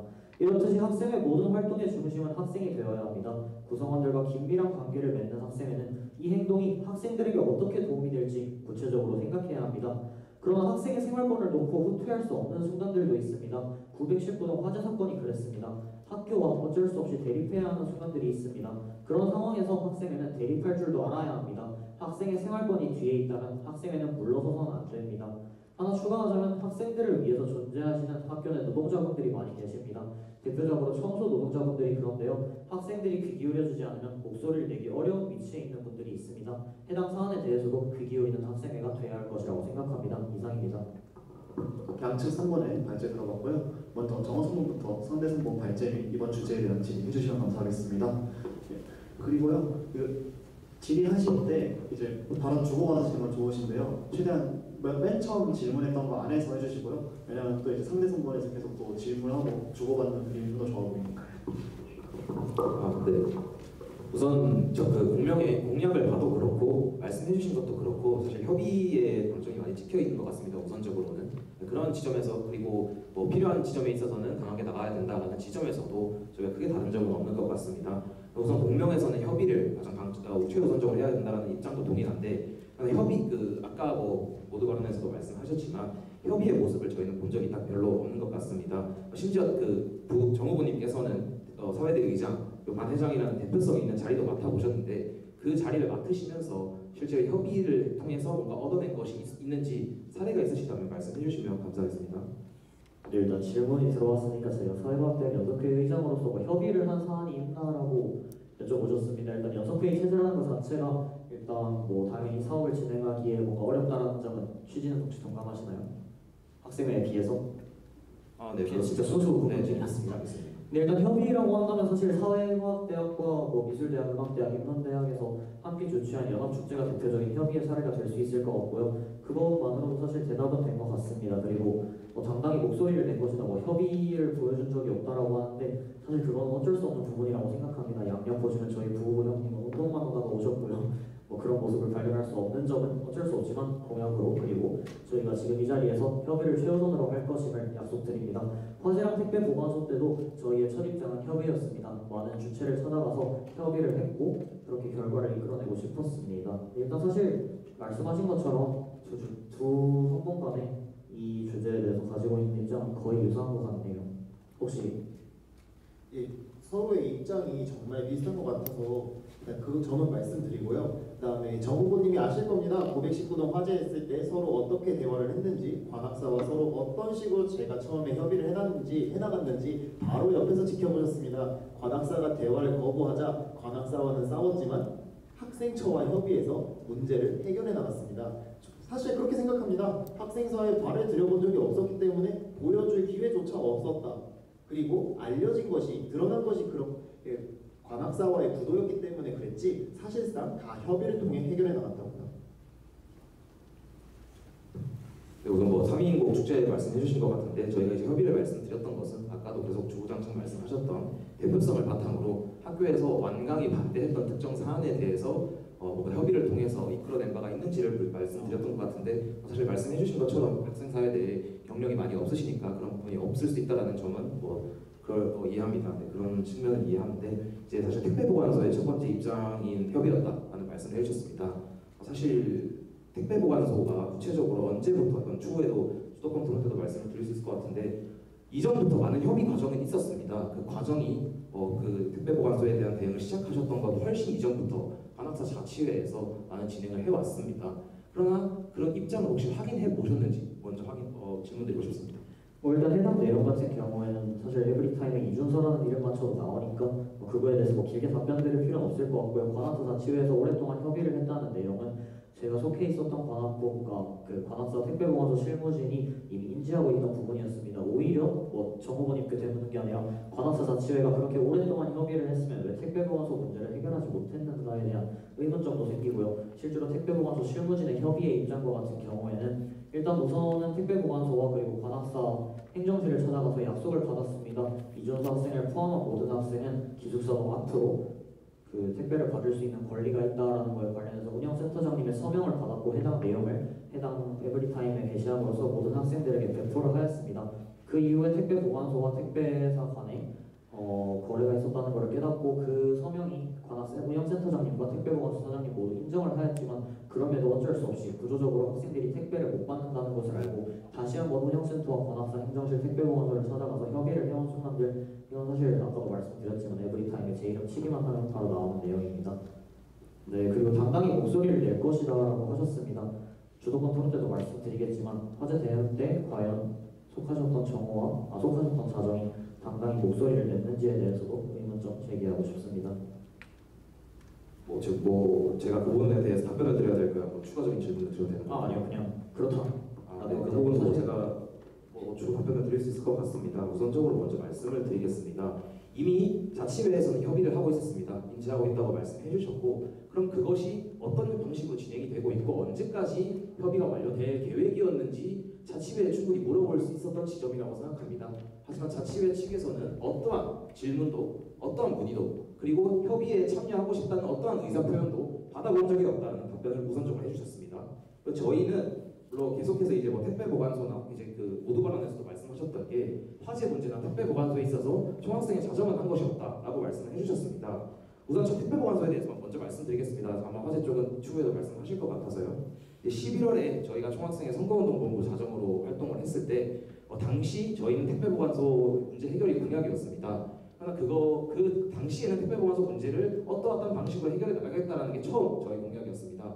이 과정에서 관악사 자치회의 협의회에 저희가 참석할 수 있었습니다. 선거운동본부 차원에서. 그 당시에 이미 3개의 안이 도출된 상태였습니다. 그리고 그 3개 안에 대한 구체적인 학생 의견, 사생 의견 수렴 과정을 거치고 3월 내로 도입해내겠다는 구체적인 계획까지 나와 있는 상황이었습니다. 저희는 그러한 상황을 확인해서 그 당시 선거운동본부 당시에서 이 안을 하는 과정에서 실무적인 지점은 자치회가 충분히 할 수 있는 지점이니까 추후 당선이 된다면 학생처에서 예산을 따오는 지점에서 도움을 주면 좋겠다라는 답변까지는 받을 수 있었습니다. 제가 결론적으로 말씀을 드리고 싶은 것은 이미 자치회에서 3월 내로 택배 보관소 문제 해결을 위한 안들이 여러 개가 마련되어 있었고 3월까지 해결하겠다는 답변까지 문서로서 남아있는 상황입니다. 이러한 지점을 전혀 확인을 안 해보셨다는 생각이 듭니다. 만약 확인을 하셨다면 1월달에 고소를 하셨을지에 대한 생각이 있고요. 12월달에 고소를 하셨을지 생각이 들고요. 11월 26일에 이미 공지가 됐습니다. 이 당시에 전체 동별의 택배 접지 가능 공간 실측이라는 실무적인 단계까지도 진행이 되었습니다. 이러한 상황에 대한 인지가 있으셨음에도 고소를 하신 건지, 그리고 이러한 상황들 그리고 진행이 되고 있었음에도 고소를 하는 것이 협의회보다 더 우선시 되었어야 하는 상황인 건지에 대해서 보고 싶습니다. 이거는 제가 대신 한번 답변드리겠습니다. 일단 아실 겁니다. 자치회가 지금 비정상적인 구조로 운영되고 있고 소통도 잘 안 되고 행정실에게 일방적으로 돈을 받으면서 운영되고 있다는 사실, 그리고 행정실로부터 기숙사 우선 입주권을 받는 혜택을 받는, 그러니까 사실상 유착이라고도 의심해 볼 수 있는 상황에 놓여 있는 구조라는 거예요. 일단 두 번째는 왜 그것을 이준서 하구가 왜 고소를 하면 안 되냐라고 오히려 반문하고 싶습니다. 택배를 받을 수 있는 것은 이준서 하구의 개인의 권리입니다. 그거를 왜 굳이 개인의 권리를 학생회에게 위임해가지고 해결해 나가야 하는지 모르겠습니다. 저희가 출판사에 말했듯이 대표성을 요구하는 과정은 이렇게 학생회가 만들어내는 것입니다. 이준서와 행정실의 관계는 사실상 민원인과 그 수합인의 관계입니다. 민원인이 정상적으로 민원을 제기한 거에 대해서 왜 자치회를 통해서 해야 했냐라는 질문 자체가 저는 어불성설이라 생각합니다. 저 그리고 추가로 말씀드리겠습니다. 천천히 말해야 되죠. 자치회의 상황에 대해서 제가 자치회 공식적인 창구에 문의를 한 적은 없지만 자치회에 속해 있는 친구를 통해서 계속적으로 해당 내용에 대해서 팔로우업하고 그 내용을 인지하고 있었음은 분명히 말씀드립니다. 때마침 해당 시점에 있었던 자치회 친구가 지금 이 방송을 보고 있거나 이 자리에 있는 것 같은데 뭐 증인 필요하시면 뭐 말씀하시고. 네, 이상입니다. 네, 우선 뭐 자치회를 그렇게 뭐 말씀하신 거에 대해서는 조금 부적절하다고 일단 개인적으로는 생각을 하고요. 그래서 굉장히 추정적인 발언이기 때문에 그런 말씀은 좀 삼가주시면 좋을 것 같습니다. 제가 말씀드렸던 것은 자치회에서 이미 진행되고 있던 상황에 대해서 어느 정도 인지하고 계셨느냐에 대한 지점이었고 3월에 도입이 되는 측면이 있었는데 제가 알기로는 고소를 하기 이전에 그래서 협의 과정을 하기 위해서 첫 번째로 일단 협의가 최우선적으로 고려했던 사항이라고 말씀을 해주셨습니다. 이 협의를 하기에 앞서서 가장 먼저 해야 될 것이 무엇이냐? 앞으로 총학생 회장이 되셔도 협의를 많이 하셔야 되지 않습니까? 협의를 하는 과정에서 가장 먼저 해야 되는 것은 현안 파악입니다. 만약 협의를 하고 그것을 협의를 통해 해결하는 것이 목적이었다면은 3월에 진행이 되는 것이 확정인 상황에서 굳이 고소를 하는 것이 맞는 처사였나라는 말씀을 드립니다.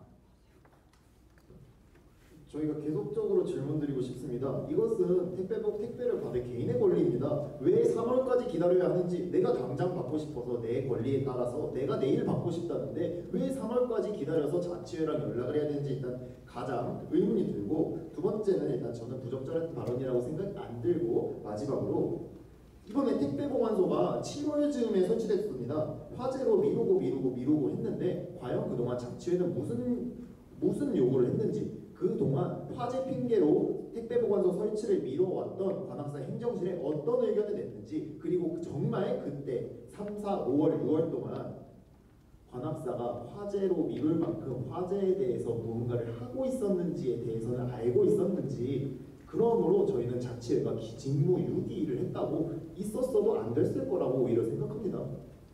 저 그리고 이 지금 아까 송건희 장님께서 말씀하셨듯이 하나의 주제에 대해서 지금 학교 내 타부 상황과의 관계에 대해서 얘기를 하는 건데, 주도권 토론 때도 할 수 있는 얘기가 평행선을 달리고 있는 것 같습니다.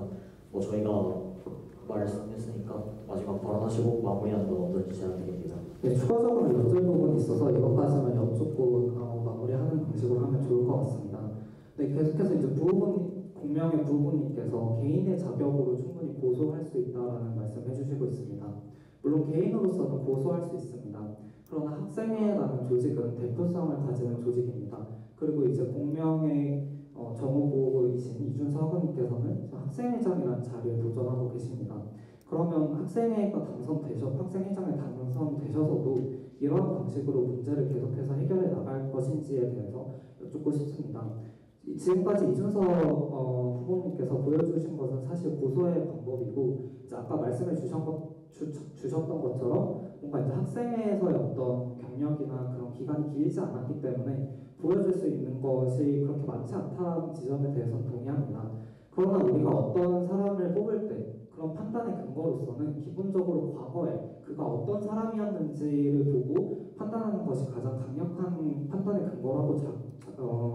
근거로 작용할 것이라고 생각을 하는데요. 어쨌거나 이준서 후보님께서 보여주신 것은 고소라는 방법이었기 때문에 이제 협의라는 방법을 통해서 이런 본부나 아니면 타 구성원과 협의의 방식을 잘 이끌어 나가실지에 대해서는 의문이 남을 수밖에 없습니다. 이에 대해서 답변해 주시기 바랍니다. 일단 해당 내용의 협의에 관해서 말씀드렸습니다. 이 발언하고 이번 질문 마무리하겠습니다. 지속적으로 말씀드렸지만 협의 같은 경우에는 관악사 택배보관소 대응 실무진의 첫 입장이었습니다. 운영센터장님을 찾아갔고 택배보관소 운영하시는 분을 찾아가서 서명을 받았습니다. 택배를 제 방 앞으로 받아도 된다라는 서명을요. 그래서 협의와 관련된 부분은 일단 마무리가 된 것이라고 생각합니다. 그리고 당시에 저는 개인의 입장이었고 지금의 저는 총학생회장에 도전하는 후보자의 입장입니다. 두 개의 입장을 제가 뭐 그때 개인으로서 나는 나중에 학생회장이 될 거니까 협의를 우선적으로 해야지라고 생각을 하기를 바라시는 건지 어불성설이라고 생각합니다. 이상입니다.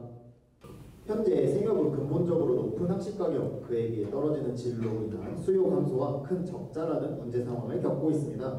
사실 학식 가격 인상이라는 현상은 대한민국 물가 추세상 어쩔 수 없는 면이 있습니다. 관리비, 인건비, 임대료, 재료비까지 상승하는 상황에서 흑자를 내야 하는 생협법인은 적자를 피하기가 상당히 어렵습니다. 이 문제를 짚기 전에 서울대학교 생협법인에 대해서 한번 확인해 보아야 됩니다. 서울대학교 법인과 생협법인은 분리된 단체입니다. 국가지원금과 학생 등록금을 받아서 운영되는 서울대학교 법인과 달리 생협은 대학생활의 당사자인 교직원과 학생들의 협동 정신을 바탕으로 출자한 비영리 법인입니다. 법인이 아예 다릅니다.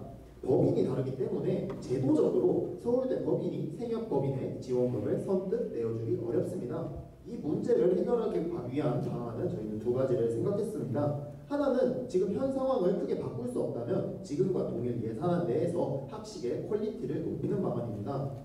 총학생회와 생협법인이 협력하여 학식 수요조사와 지속적인 모니터링을 통해 학식 메뉴를 조정해 나갑니다. 배달이나 다른 학내 식당 등 대체제와 비교해보고 학식에 대한 수요가 높은 시간대가 언제인지, 학식에 대한 수요가 높은 식당은 어디인지, 인기 있는 메뉴가 무엇인지 등을 파악합니다. 이를 토대로 선택과 집중을 통해 비교적으로 학식의 퀄리티를 상대적으로 높이는 방안이 있겠습니다. 또한 이 개별 학생의 입장에서 어떻게 이 가격으로 적자가 나는 것인지 의문점이 드는 상황들이 존재합니다. 모니터링 결과 그리고 생협과의 면담 내용을 적자가 나는 구조를 공개해서 학생들의 궁금증을 풀어줘야 합니다. 간담회를 진행해서 학생들의 의견을 전달하는 것도 또 소통 창구로서 학생회가 해야 할 역할일 수 있습니다. 그러나 이와 같은 방법들은 근본적인 해결책이 되지 못합니다. 결국 증가하는 비용과 적자의 문제는 근본적인 시스템의 문제입니다. 대학 본부에서는 학생부의 등록금과 지원금을 사용하는 과정에서 20억 적자인 생협의 금액을 지원하여 그 지원을 할 수 있는 틈새를 어떻게든 찾아내서 학생들의 기본적인 권리, 의식주 중에서 이제 식을 해결해 주어야 합니다. 대학 본부로부터 예산을 다른 방식으로 예산에 대체할 지원을 받고 또 본부에 그런 지원이 제대로 사용되고 있는지 회계에 대해서도 한번 총학생회가 강하게 짚어볼 필요가 있을 것입니다. 즉 생협에 대한 감사도 필요하고 이 파일을 어떻게 쓸 것인가에 대해서 이 파일 자체를 어떻게 해서 늘려줄 수 있을 것인가 하는 방법을 강구해야 합니다. 이상입니다. 다음 한번 가져주시면 되겠습니다. 네, 생협 문제는 저희가 가장 중점적으로 대응해 나갈 의제입니다. 저희는 부총학생회장 직속 대응 기구를 신설하여 장기적 또 단기적 방향의 모든 방향에서 대응을 해 나가도록 하겠습니다. 지금 생협은 적자로 인해서 학식 가격을 인상하는 등의 문제가 있었는데요. 이러한 적자의 구조적인 요인을 해결하기 위해서는 사업의 선진화나 수익의 다각화가 필요하다고 생각합니다. 네, 현재 이 적자 부분은 꽤 해소된 것으로 보입니다. 회계 자료를 분석하여 대응 방안을 논의하도록 하겠습니다. 또한 흑자 부분은 생협 지혜 개선에 쓰일 수 있도록 하겠습니다. 자정에서 진행했던 미스테리 슈퍼를 계속해서 주기적으로 진행하여 이러한 질 개선이 실질적으로 와닿을 수 있도록 할 것입니다. 또한 그 미개방 식당 문제, 또 주말 운영 문제, 매년 후충 개선 요구 등도 검토해 나가도록 하겠습니다. 이러한 문제를 해결하기 위해서 교육부총장, 부총장, 학생처장단, 또 관계자 등과 격주에 한 번씩 면담 및 주기적으로 학생들에게 공유하는 간담회 자리를 만들어 나갈 것입니다. 네, 이외에도 분부 지원 방안 부분도 충분히 검토할 것입니다. 현재 유용림 총장 최종 후보자의 경우 방학학식 등의 공약을 내세운 바 있는데 이런 부분들이 잘 이루어질 수 있도록 저희도 계속해서 대응해 나갈 것을 말씀드리겠습니다. 네, 또한 생협 조합원 및 대의원 거버넌스 부활에 대해서도 논의가 필요하다고 생각합니다. 대의원들과 지속적으로 소통하면서 필요한 지점에 대한 의견을 청취해 나갈 것입니다. 그렇게 학생 거버넌스의 제도를 부활하도록 하겠습니다. 총학생회로서 생협과 대응할 수 있는 역할, 그리고 생협 조합원 기구로서 할 수 있는 지점을 체계적으로 나눠서 대응해 나가도록 하겠습니다. 약차선동 발제 차례로 들어갔는데요. 이제 공명선동부터 발제와 해당 주제에 대한 질의해 주시면 되겠습니다. 네, 일단 코로나 기간 동안 폐쇄되었던 카페나 식당, 식당 미운영을 열겠다라는 것을 하나의 방안으로 제시해 주셨습니다. 그러나 해당 기관들이 개방되어 있던 2018년, 2019년 같은 코로나 이전에도 각각 20억, 23억의 적자가 발생했다는 점에서 이와 같은 해결 방안이 근본적인 해결책이 되어주는가에 대해서 첫 번째로 질문을 드리고 싶고, 두 번째로 해당 기관을 개방했을 때 인력과 비용 문제를 어떻게 해결할 것인지에 대해서 문제인식은 되어 계신지 구체적 대안을 마련하셨는지 질문드리고 싶습니다. 코로나 기간에 들어서면서 생협에서 60명의 노동자가 해고되었습니다. 비용은 날이 갈수록 증가하고 있습니다. 이런 상황에서 정호 측에서 말씀하시는 식당 재운영이 과연 어떻게 적자와 줄어든 인력에도 불구하고 가능해지는지 진단을 하셨는지, 진단하셨다면 그에 대해서 발언해 주시면 감사하겠습니다. 네, 일단 그것이 대응 방안은 아니었고요. 자세히 읽어보시면 대응 의제라고 되어 있습니다. 확실하게 하고 넘어가겠습니다. 독일은 성격이 다르다고 생각을 해서요.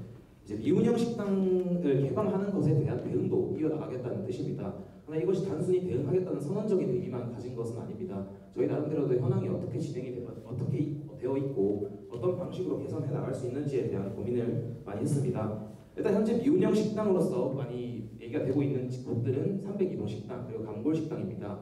302동 식당의 경우는 기본적으로 과거 생협 직영 식당으로 운영이 되고 있었습니다. 생협 직영 식당으로서 운영이 되고 있었으나 현재로서는 아까 말씀해주신 노동자 문제로 인해서 운영이 되고 있지 않고 있고요.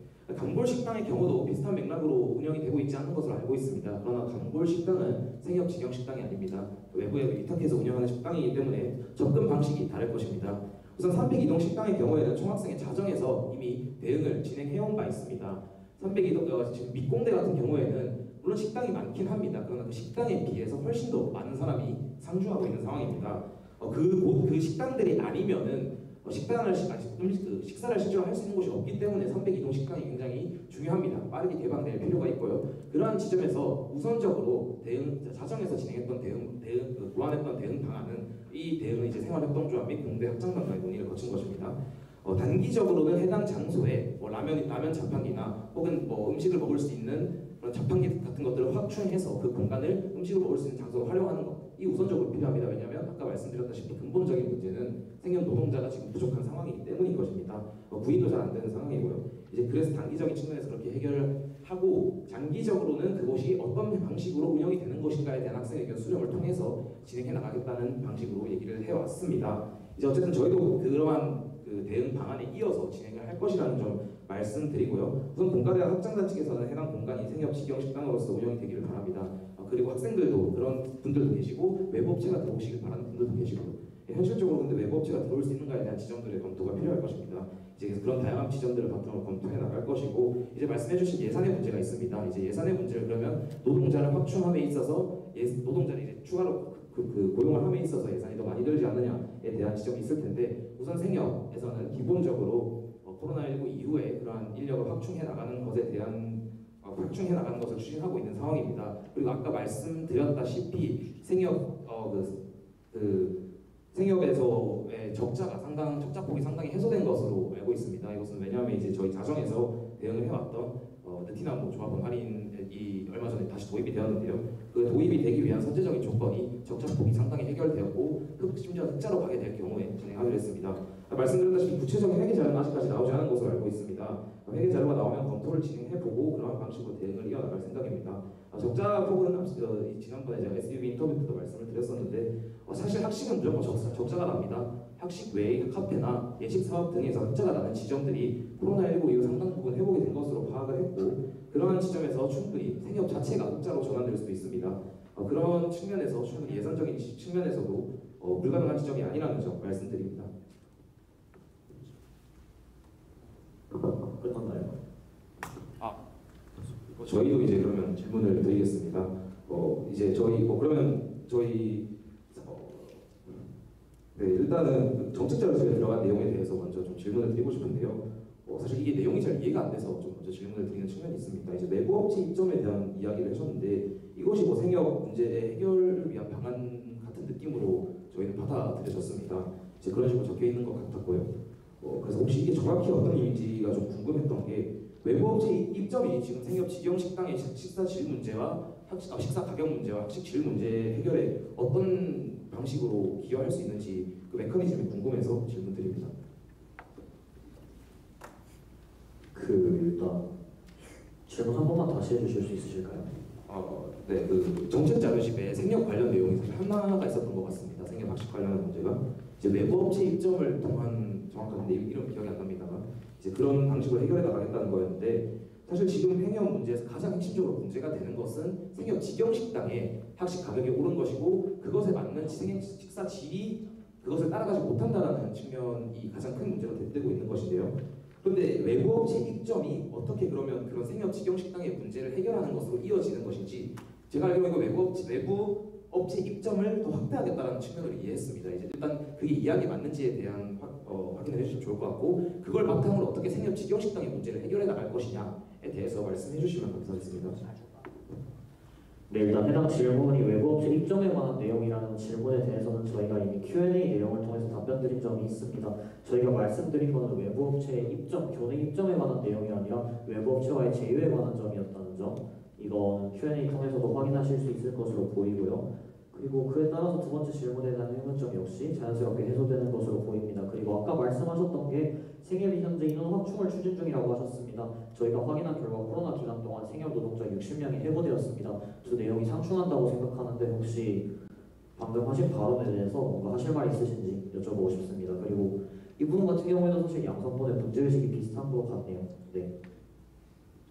또한 그다음에 그 외부 업체와의 제휴와 입점 등 같은 같은 경우에서는 생협의 의존도를 낮추고 오히려 그런 미개방 공간에 대해서 만약에 외부 업체가 입점을 하게 될 경우 오히려 생협 식당에서는 선택과 집중을 할 수가 있습니다. 현재 생협에서 이 적자폭이 크게 감면된 이유로는 학교에 상당한 지원, 이게 금전적 지원이 아니라 이제 임대료 등을 전액 면제해주는 등의 전액 조건이 걸려 있습니다. 반대로 이것은 학교 입장에서 보면 임대료를 받을 수 있는데 그걸 다 내주는 셈입니다. 302동에 만약에 생협식당이 직영식당이 다시 운영된다면 이것 또한 사실 학교에 그 임대료 등의 지원이 있어야 할 것입니다. 오히려 이 재원을 다른 곳에 활용하는 방안 그래가지고 생협을 할 수 있는 데서 적자를 개선해 나갈 수 있는 구조에 대해서 선택과 집중을 하자. 그리고 그러기 위해서 생협 의존도를 낮추기 위해서 외부 업체와의 제휴를 해가지고 대체제를 마련해 나가자라는 차원이었습니다. 좀 이해가 안 돼서 그런 건데 외부 업체 제휴를 한다는 것이 외부 업체가 학교 내에 건물에 들어온다는 걸 말씀하신 걸까요? 아니요. 그러니까 두 명이 말한 내용이 다르다라고 생각하시면 될 것 같습니다. 제가 말씀드린 것은 저희 정책 자료집에 게시된 내용은 외부 업체 제휴에 관한 내용이었다. 이고요. 그와 관련해서 이제 3번 생협 문제 대응과 관련해서 저희가 제시한 방안은 다른 내용임을 인지해 주시면 감사하겠습니다. 정호부님께서 말씀하신 것은 외부 업체 제휴에 대한 내용이고 부부님께서 말씀하신 제가 말씀드린 건 공약에 대한 질문이 그래서 확인을 요청하셨기 때문에 그 공약은 그런 공약이 아니다라고 말씀을 드렸던 거고요. 제가 드린 말씀은 저희 정책 자료집에 없는 이 자리에서 드리는 말씀임을 생협의 안건에 대해서 저희가 적어온 내용임을 말씀드립니다. 그러니까 외부의 업체 입점을 통해서 생긴 문제를 해결해 나갈 수 있다는 말씀이신 거죠? 그럼 부부님께서 말씀하신 것은 그런 식으로 방안을 생각해 볼 수 있겠다는 뜻입니다. 사실 두 분께서는 생협에 들어가 볼 수 있었겠지만 저희는 생협이 만나주질 않습니다. 그 솔직한 말로는 저희가 더 조사를 하고 싶어도 이 선본 단계에서 충분한 조사가 이루어지기 어려웠고 대학 신문과 학교 인터뷰 정도의 자료로만 그 조사를 했었어야 했습니다. 이 점은 저희가 그 정보 접근성이 너무 떨어졌다는 점을 좀 감안해 주시면 감사하겠습니다. 네, 외부 업체 입점이 일단은 그 생협 직영식당의 개선과 어떤 연관이 있는지 저희는 정확하게 여전히 파악할 수 없고 계속 두 분의 말 자체가 다른 것을 그 말이 달라서 저희도 헷갈려서 그런 것 같을 수도 있는데 말을 좀 더 통일시켜서 말씀해 주시면 좋을 것 같고요.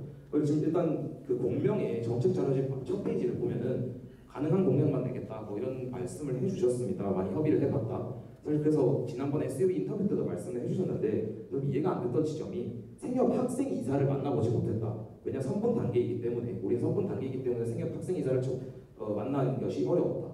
사실 그 지점이 아까 말씀하셨던 부분이랑 크게 다르지 않은 것 같습니다. 생협에 대한 접근성이 굉장히 낮았다고 말씀하셨는데 생협 학생 이사를 만나는 게 왜 어려웠는지 도저히 이해할 수가 없습니다. 이제 총장 예비후보자까지 만나셨다는 것을 계속해서 강조하고 계시는데 생협에 대한 구체적인 대응 방안을 마련하기 위해서 당연히 공명 측에서 우선적으로 했었어야 되는 것은 생협뿐만 아니라 생협이 안 만나준다면 생협 학생 이사, 생협 대의원, 생협 조합원들을 만날 수 있었다고 생각을 하고요. 저는 사실 공명이 정책 자료집에 나와 있는 생협과 관련된 내용은 외부 업체 선정 확대 거의 100개 가량의 공약 중에 이거 하나밖에 없습니다. 이것은 뭐 다른 문제가 아니라 공명이 생협 문제를 바라보는 인식의 문제이자 의지의 문제라고밖에 해석이 안 되는 것 같습니다. 그리고 확실히 생협에 대한 이해도가 많이 떨어진다는 느낌이 많이 드는 것 같습니다. 저희는 생협의 이사를 만나고자 했지 학생 이사를 만나자고 한 건 아니었습니다. 왜냐하면 학생 이사는 언제든지 만날 수 있는 사람임을 저희가 알고 있고 아니요, 이준선님께서 정호원님께서 SUV 인터뷰 때 학생 이사를 만나는 것이 어렵다고 답변을 해주셨습니다. 아마 조만간 올라갈 텐데 확인해 보시면 될 것 같습니다. 그리고 일단 생협 조합원들은 일단 대화를 충분히 나눠봤습니다. 생협 조합원들은 이제 나는 내가 말하면 나 잘려라는 식으로 대답을 회피하셨고 조합원들이 잘린다고요? 그러니까 이거를 윗선에 들어가면 내가 지금 이렇게 인터뷰를 할 걸 혹시 생협 조합원은 잘리고 이런 게 아니라 이제 출장해서 이제 만원을 출장해서 하는 분들이 조합원입니다. 저 정정하겠습니다. 생협 직원분들로 정정하겠습니다. 죄송합니다. 그리고 아까 말씀하신 이게 생협 의존도를 어떻게 낮추냐 하면 그러니까 생협에서 지금 적자를 면하는 구조가 학교의 임대료 지원 등의 방안이 있습니다. 그렇게 되면 어차피 만약에 302동을 계속 예시를 드셨는데 302동이 직영식당으로 된다면 이 부분도 적자를 해소하기 위해서는 임대료 등의 지원이 필요할 것입니다. 오히려 근데 이것을 생협 직영이 아니라 생협은 302동에서 빠지고 선택과 집중을 하는 방향으로 추구해 나가도록 설득을 하고 이렇게 학교에서 다른 데에 임대료를 받아서 다 재원을 확충하는 방안에 저희가 고민을 했고 생협에 대해서 안 냈던 것은 저희가 생협에 대해 몰라서 확신할 수 없기 때문임을 아까 말해드렸듯이 저희가 접근성이 낮았기 때문에라고 말씀을 드립니다. 지적해주신 부분은 네, 상당히 타당한 부분은 맞습니다. 사실 말씀하신 게 저희는 전혀 하나도 이해가 안 되는 상황이고요. 이제 학생 이사를 만나지 학생 이사는 충분히 만날 수 있는 지점이 있었다라고 말씀을 드립니다. 왜냐하면 학생 이사는 현재 총무위원 두 분께서 학생 이사로 들어가 있습니다.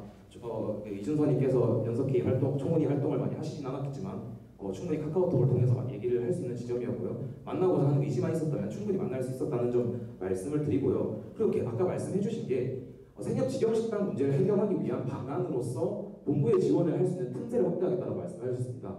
지금 본부가 지원할 수 있는 틈새는 말씀해주신 것처럼 크게 두 가지가 있을 것 같습니다. 이제 생협에 대한 정책적인 지원이 있을 것이고요. 임대료에 대한 감면이 있을 것입니다.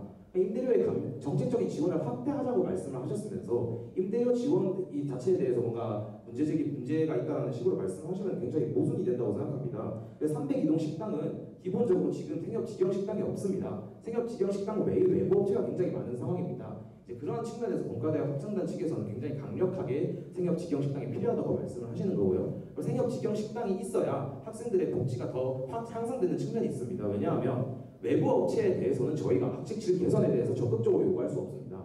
그러나 생협 직영 식당에 대해서는 학생 이사든 혹은 학생으로서든 조합원으로서도 제안을 충분히 할 수 있는 지점이고 의견을 반영할 수 있습니다. 그런 측면에서 302동의 다양한 식당 중에 충분히 생협 직영 식당이 필요하다는 지점에서 취지는 충분히 공감할 수 있는 지점이라고 생각을 합니다. 그런데 이제 계속 그런 측면에서 본부의 지원을 이게 필요하다면 확대가 되어야 된다라고 계속 말씀을 해주셨는데 왜 임대료 감면이 부적절하다라고 계속 말씀하시는 건지 정확히 모르겠습니다. 잠깐만 한 부분만 덧붙이자면 이제 금액적인 부분 그런 임대료뿐만 아니라 정책적인 지원에 대한 검토가 많이 부족하다는 생각이 듭니다. 사실 생협과 같은 경우에는 아까 처음에 이제 두 분께서 말씀해주신 것처럼 법인이 분리되어 있기 때문에 금액의 형태의 지원에 있어서는 세금 문제 등 여러 가지 문제가 있어서 정책적인 지원에 대한 지원이 실질적으로 생협 문제를 해결할 수 있는 좋은 구체적인 방안이라고 생각합니다. 그럼에도 불구하고 공명 측에서는 이러한 정책적인 지원 부분에 대해서는 충분한 검토나 대안이 없었다고 생각하기 때문에 이에 대해서 어떻게 생각하시는지 말씀해 주시면 감사하겠습니다. 저희가 말하고 싶은 거는 이미 있는 생협 식당들조차 잘 못 굴리고 있는데 302동을 꼭 직영 식당으로 굳이 해야 되는가? 이것이 정말 학생들의 의견인가? 아까는 본과대학 학장단의 분들의 의견이라고 말씀해 주셨습니다. 그 지점이 하고 싶습니다. 과연 302동 학생들은 국밥집을 들어오는 걸 선호할지 생협이 들어오는 것을 선호할지 이것부터 사실 먼저 논의가 돼야 된다고 생각합니다. 그리고 현재 외부 식당들이 생협 식당에 비해 질이 좋지 않습니까? 그것은 동의하실 거라고 생각을 합니다. 그렇기 때문에 굳이 302동에 임대료 지원 정책까지 해가면서 생협으로 직영하는 게 아니라 이미 있는 식당들부터 차근차근 개선해 나가야 한다. 그것이 저희가 말씀드린 첫 번째 방법이었고, 두 번째는 다른 틈새를 찾는 것이 그렇다고 생협 식당을 직영하는 생협 식당을 늘리기 위해서 더 해나가자가 아닙니다. 일단 있는 것부터 잘해야 된다고 저희는 생각을 합니다. 그리고 추가하겠습니다. 제가 SUV 인터뷰 때 학생이사라고 말했다라고 지속적으로 지적을 해주시는데 학생이사 같은 경우에는 제가 그런 말을 한 기억이 없지만 만약 그랬다면 제가 말실수를 했던 것 같고요. 저희가 학생이사를 만날 수 있었던 가능성은 굉장히 많았다는 점은 저희도 동의를 하고요. 그리고 또한 저희는 생협 직원들을 만나서 인터뷰를 함으로써 해당 내용에 대한 검토 또한 받았음을 말씀드리고 싶습니다. 그러면 아까 여쭤봤던 그 정책적인 지원에 대해서는 특별한 어떤 준비나 검토가 이루어지지 않은 거라고 이해하면 될까요? 현재 총장 후보자분께서 내고신 생협 지원 방안 중에서 반값 학식과 같은 방안이 있습니다. 해당 방안에 대해서도 역시나 검토했다는 점 말씀드립니다. 네, 우선 저희도 그러면 좀 더 발언해도 될까요? 말씀하시죠. 302동 식당에 대해서 저희가 말씀드린 것은 일단 직영 식당을 해야 된다는 것이 아니라 본과대학 학장단 입장 측은 그렇고 현재 학생들의 의견도 수렴을 했고 그 당시에 외부 업체에 대한 수요도 있었고 직영 식당에 대한 수요도 충분했다라고 말씀드렸고 그 지점에 대해서 저희는 조정해 나가면서 대응해 나가겠다는 측면을 말씀드리기 위해서 말씀드렸던 것이고요. 그래서 일단 저희는 생협 직영 식당이 어느 정도의 이점이 있다고 생각합니다. 이제 그런 측면에서 생협 직영 식당이 거기 302동에 들어오는 것이 필요한 일이라면 본부의 임대료 지원도 충분히 가능할 것이다라는 지점에서 말씀드렸던 것이고요. 그리고 학생 이사에 대해서 뭐 이제 또 생협 직원을 만나서 검토를 하셨다고 하셨는데 아까 또 검토하기 안 만나신다고 말씀하셨던 부분에서 또 모순이 있는 것 같습니다. 이제 계속적으로 두 분의 말이 차이가 있는 것 같아서 저희는 도대체 어떤 말을 들어야 되는지도 잘 모르겠습니다. 그리고 한 가지 마지막 또 질문 드리겠습니다. 식사실 문제 개선을 위한 방법론이 구체적이지 않습니다. 저희는 이제 회계 자료에 대한 말씀을 드렸었고 이 생협 구조가 어떤 방식으로 흑자를 내고 적자가 생기고에 대해서 말씀을 드렸고 미스터리 쇼퍼 등의 방법을 통해서 그 식사실 문제 개선을 이뤄내겠다고 말씀하셨습니다. 근데 이제 SB 인터뷰 때도 그렇고 방금도 말씀하신 것도 그렇고 시간 파악을 우선적으로 한다. 생협 직영 식당을 이용하는 시간이 언제가 많은지를 파악을 한다. 그러고 나서 이 결과를 바탕으로 질 개선을 이뤄내겠다라고 말씀하신 바 있습니다. 근데 이게 어떻게 시간을 파악하는 것과 식사 질 개선이 정말 근본적으로 두 개가 연관이 되어 있는 문제인지 어떤 방식, 어떤 메커니즘을 통해서 그게 해결을 하고자 했던 것인지 이거는 SUV 대본을 통해서 확인해보면 명확하게 나와 있는 것입니다. 그래서 이 부분에 대해서 답변해 주시면 감사드리겠습니다. 일단 먼저 만약에 302호에 생협 직영 식당을 운영하면 학교가 저희 지원을 해줘야 된다는 것은 일단 저희는 동의한다는 말씀을 먼저 드리겠습니다. 그리고 미스터리 쇼퍼 등에 언급하셨는데 미스터리 쇼퍼 등의 내용을 보면 저희가 정말 논란이 돼서 뉴스 기사에 나갔던 그런 학식의 내용이 아니라 이거 다 맛도 좋고 위생도 좋은 것 같고 배수구에 밥풀이 조금 붙어 있고 이런 차원의 내용이 진행되었습니다. 즉 그 안에 위생을 할 거면 그 안에 들어가 봐야 됩니다. 안이 얼마나 깨끗한지 확인을 해봐야 됩니다. 다만 근데 음식물 쓰레기를 이제 그 트레이를 놓는 데다가 이런 거에서 위생을 논하고 일부 식당의 일부 음식들에 대해서 그냥 다 맛있습니다, 좋습니다라고 주관적인 것에 대해서 일부 학우들이 했다는 것으로 이게 어떻게 그것조차 식사질로 이어지는지도 저희도 똑같이 의문스럽습니다. 저희가 말한 그 시간대 수요조사나 이런 것은 구매권, 식권을 언제 찍는가 이걸로 검토할 수 있습니다. 끝나고 나서 모든 식권이 활용되었는지 이걸 다 검토하고 어느 시간대에 식권이 제일 많이 찍혔는지를 매일매일 생협 식당에서 모니터링을 하고 있습니다. 그렇다면 어떤 음식이 많이 팔렸고 그러니까 학생회관에서 A, B, C 코너 중에서 어떤 음식이 어느 시간대에 제일 많이 팔렸고 그럼 그 다음 날에 다른 메뉴는 그 시간대에 얼마나 팔렸고 그럼 그 다음 날 또 얼마나 팔렸고 이런 것을 하면서 어떤 음식이 인기가 있고 어떤 음식은 비교적 떨어지고 어떤 시간대에 사람들의 수요가 몰리고 자아연 식당과 다른 식당과 비교하여 동원만 식당을 비교하여 어디에 사람이 많은지 몰리는지 이것은 충분히 이제 그 구매권을 통해서도 확인할 수 있는 일입니다. 네, 우선 미스터리 쇼퍼에 대해서 말씀해 주신 것부터 먼저 말씀드리겠습니다. 일단 미스터리 쇼퍼는 근본적인 목적 자체는 식사 질과 양에 대한 지점이었습니다. 위생에 대한 것은 부차적이었고 그 부분들이 핵심이었다 말씀드리고요. 그리고 미스터리 쇼퍼를 저희는 어쨌든 확장하겠다는 것입니다. 이제 말씀해 주신 것처럼 이미 생협에서 그런 모니터링 진행하고 있는 거 알고 있습니다. 그러나 그것은 단순히 언제 많이 팔리냐의 문제인 것입니다. 그 언제 많이 팔리냐, 언제 식권이 많이 하고 그런 것들은 사실 음식의 맛과 양과 질이라는 측면에도 영향을 받긴 하겠지만 더 근본적으로는 그 수업의 근처에 있는 시간에도 영향을 많이 받습니다. 근본적으로 이 식사 질이 과연 개선이 되었는가라는 것을 확인하기 위해서는 학생들이 직접 먹어보고 평가를 하는 절차가 필요하고요. 그런 측면에서 미스터리 쇼퍼를 진행했습니다. 그러나 말씀해 주신 것처럼 저희도 이제 말씀드린 것처럼 미스터리 쇼퍼를 확대하겠다고 말씀드렸던 이유는 미스터리 쇼퍼는 그럼 결국에는 저희는 흑자가 났고 그럼 그 생협에서 이익이 난 지점에 대해서 식사질 개선으로 사용을 한다면 그러면 그 이후에 식사질 개선으로 사용한 이후에 정말 식사질 개선이 있었는가라는 것을 확인하려면 그 두 사이의 미스터리 쇼퍼를 통해서 비교하는 방식으로 진행을 할 수 있을 것입니다. 그러한 측면에서 주기적으로 진행을 하고 조금 더 확대하는 방식으로 진행을 할 수 있을 것이다라는 말씀을 드린 것이다 라고 이해해 주시면 좋을 것 같습니다.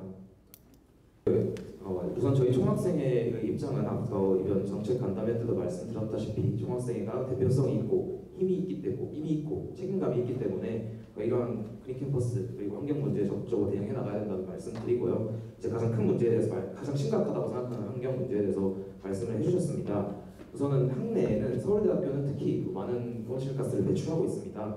폐기물 문제도 있을 것이고요. 물의 사용 및 순환 그리고 에너지 문제, 온실가스 배출 문제 등도 다양한 환경 문제가 있습니다. 그런데 이러한 환경 문제에 있어서 저희 가장 근본적인 문제를 짚고 싶습니다. 사실 서울대학교는 2008년에 지속가능한 친환경 서울대학교 선언문 발표했습니다. 그러나 실질적으로 개선된 지점이 많이 없습니다.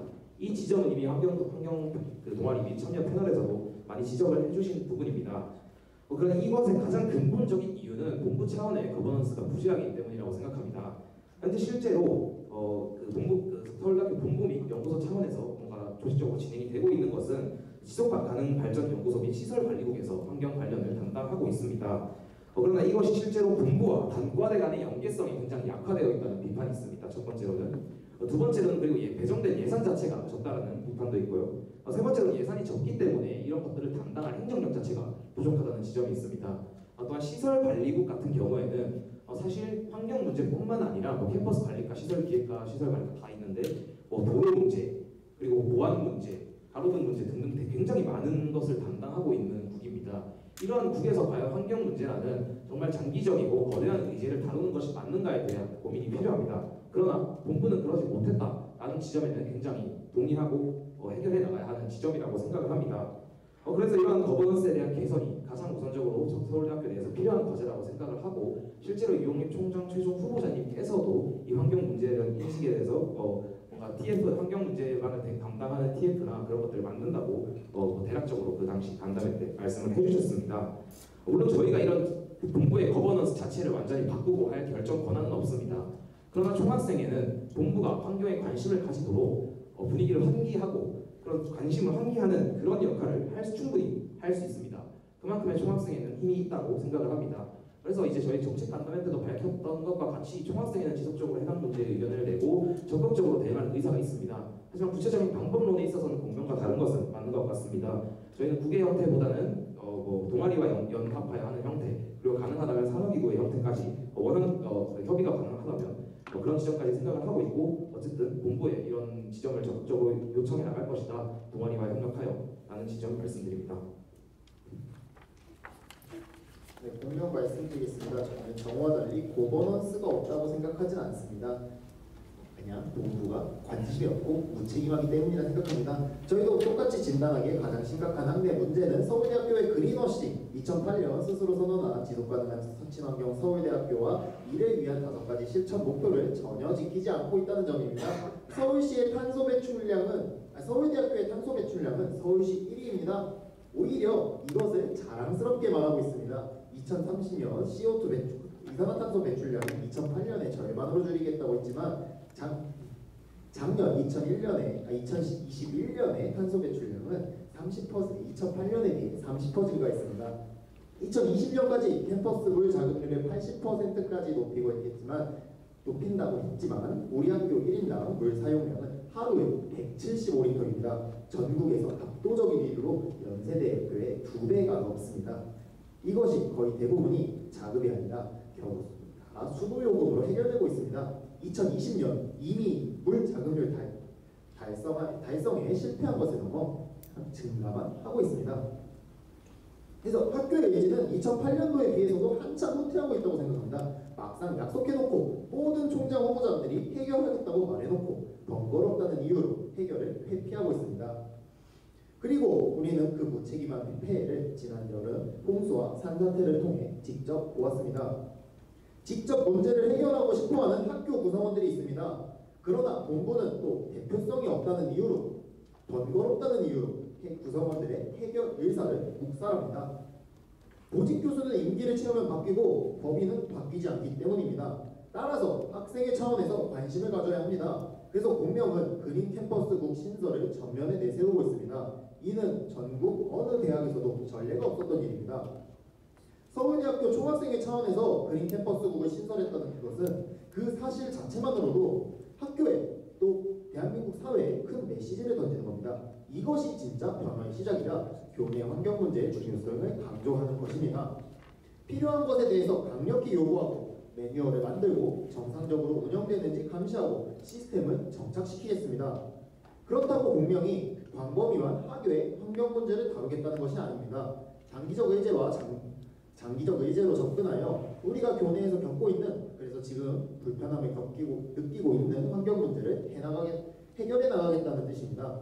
가까이로는 음식물 쓰레기통, 멀리 보면 재해 방지 시설까지 우리 생활과 멀리 떨어져 있는 것들이 아닙니다. 또한 이런 문제들은 총학생회 차원에서 나서면 충분히 해결 가능했던 일이었습니다. 공명은 총학생회 차원에서 학생들이 겪고 있는 교내 환경 문제들을 파악하고 학생들에게 편의를 제공할 수 있는 다양한 교내 환경 사업들을 차근차근 해나가겠습니다.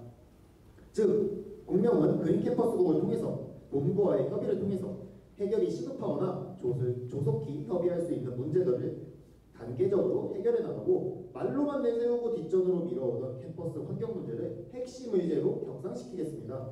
학교 구성원 전체가 환경 문제에 대해 고민하고 논의해 나가는 장을 만들겠습니다.